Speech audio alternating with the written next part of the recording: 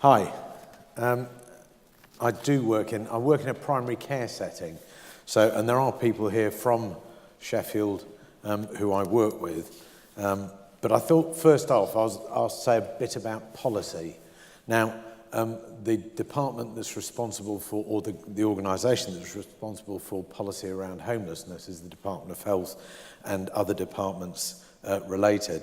So I'm not going to talk about the commitment to eliminate rough sleeping by 2027, or the Homelessness Reduction Act, or indeed the duty to refer, even though that is rather important coming up later this year, that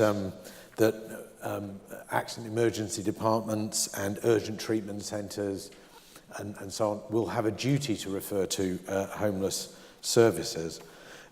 What I am going to say a little bit about is what NHS England are doing in terms of investing an extra £1 billion, or working up to £1 billion by 2020 in adult services. Just so that you're aware of what's happening. Now, some of those are directly relevant to people who find themselves either homeless or at risk of being homeless. So, for example, there's about £400 million being invested in new crisis teams. There's a pretty sizable investment in liaison mental health. We've got a commitment to end out-of-area placements within 3 years. Now, you might think, well, what's that got to do with it? Actually, lots of people who are placed out of area find it very, very difficult when they get back to get their homes back again. So I'm very keen. I'm working quite closely with different organisations, with different trusts, and we are aiming to bring down out-of-area placements so people are not sent away from home and detached from their families and so on. We've also got work in serious mental illness, where we're trying to help them connect up better with physical health services. Okay, so there's tons of that, and there's more investment in children's stuff. But what I wanted to do was to tell you a bit about what I do in Sheffield, and make one main point from that. I work in a homeless assessment and support team, HAST. It's based in primary care. It's a little team, 5 people, serving a population of 550,000 population. Our team links with all the homeless hostels in Sheffield, so each of us has got a responsibility to link up with them. And we also have a link with all the food outlets for people who are rough sleepers and so on. So one which I particularly go to is one that the local cathedral runs, the Archer Project, and they serve up food for a couple of hundred people each day. Now, part of what we do with those homeless hostels is help them understand better the relationship between mental health and homelessness, and to be able to feel happy about referring people to us. Now, quite commonly, people refer to us and we're thinking, okay, look, they've got depression, they've got anxiety, it's relatively uncomplicated, and we have fairly successfully, with some practices, some GP practices, been able to get them into counselling in primary care. And I think we're probably one of the few services that do get psychological treatment for people who are homeless. We usually get them, if they're rough, they don't get that if they're rough sleepers, but as soon as we've got someone settled in a homeless hostel, that's a priority. Now, for those who I usually end up seeing, they're people who would end up with diagnoses like schizophrenia, bipolar disorder, personality disorder, severe depressions, commonly alcohol, drug misuse, and so on. Now, you might think, okay, well, that doesn't help you greatly. The diagnoses probably don't matter greatly. All the people that I see are lonely, dislocated, isolated. They have complex mental health problems. They're not straightforward. They usually involve a range of different problems, personality issues and so on, but also drug and alcohol. But right at the heart, I would say, of virtually everybody I see is a long history of trauma. We once counted up, only 5% of the people that I've seen in the service have had more than one parent. Yeah, have had two.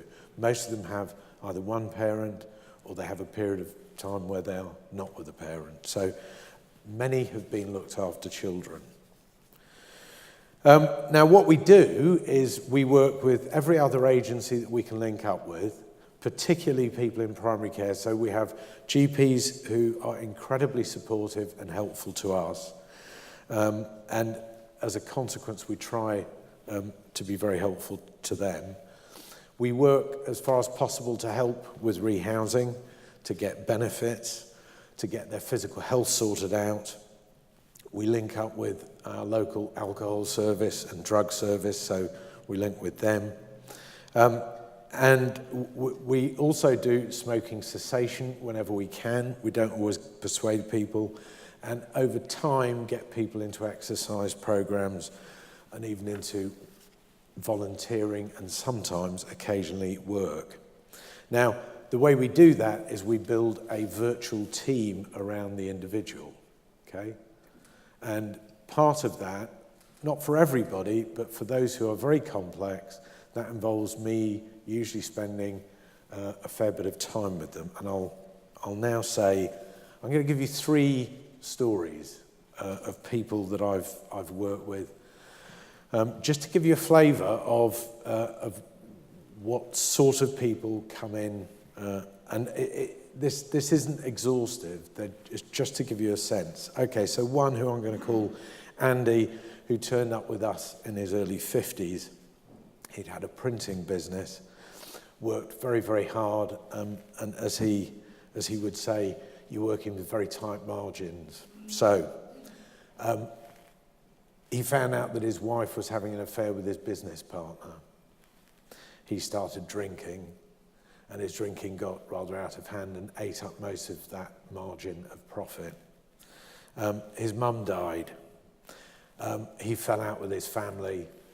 I think he was already very depressed by then, and he fell out of home, lost his home, and he ended up homeless. Initially on the street, but we got him into a homeless hostel. He was depressed, drinking, suicidal. Incredibly difficult to engage. From his point, he'd lost everything. And in fact, didn't want anything, he'd shut off. Okay, so his connection to his sisters, and there are 2 sisters in Sheffield, he wouldn't see them. So we got him into a homeless hostel, and we tried to treat his depression as best we could. We tried a number of different medications, didn't seem to work. And eventually, he started to go high. And as he went high, if you could call it high, he became very irritable and wound up. He stopped drinking alcohol, and he started drinking water. And so he drank water until he could drink no more. So on 3 occasions, he was urgently admitted with water intoxication. I took this to be a death wish, that he wanted to die. Eventually, I came to the view that these drugs were of absolutely no use at all. So we got him into a group home, and in the group home, with actually other people that we'd been working with, he found somewhere he could be quiet, that he could count as his own. I gave him some help with sleeping, which was partly psychological, partly drug treatment. We got him into a behavioural activation program. We got social support. And finally, we reconnected him with his sisters.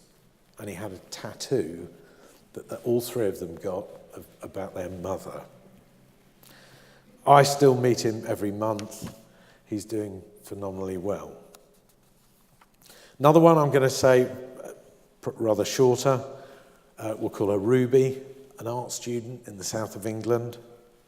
Her mother had serious alcohol and mental health problems throughout much of her life. She was looked after for a period of time. When she was at art college, she was abused by a female tutor, sexually abused, on several occasions. She left the college, she ended up with no money, she was on the street, and she was drinking. So when we got to her, she was depressed, she was drinking, and she was ready to kill herself. But she wouldn't stop drinking, so when I interviewed her, she was absolutely legless. Now, I'm absolutely aware that in other settings, psychiatrists generally say they don't see people who are legless. In my setting, I regularly see people who are legless. And if they're not legless, as with Ruby, they're sometimes smoking dope. And you have to accept that that sometimes is the only way that some people are going to be able to talk to me. Over time, we found a time of day where Ruby could talk to me without having had either a smoke or a drink. But at each point, you still got a story. This was not an empty, meaningless story just because she was drunk. And at the heart of her life was trauma again. So she and I have time to talk. We've built up some sort of trust. We've got her involved with the alcohol service, and she's now housed, and she's doing some quite useful stuff, volunteering, and she started art again. Last one I'm going to tell you about is a guy I'm going to call Khalifa, who's a failed asylum seeker. Initially, we thought from Palestine. In fact, he's from West Sahara. He's been in the UK 10 years, in Sheffield 5.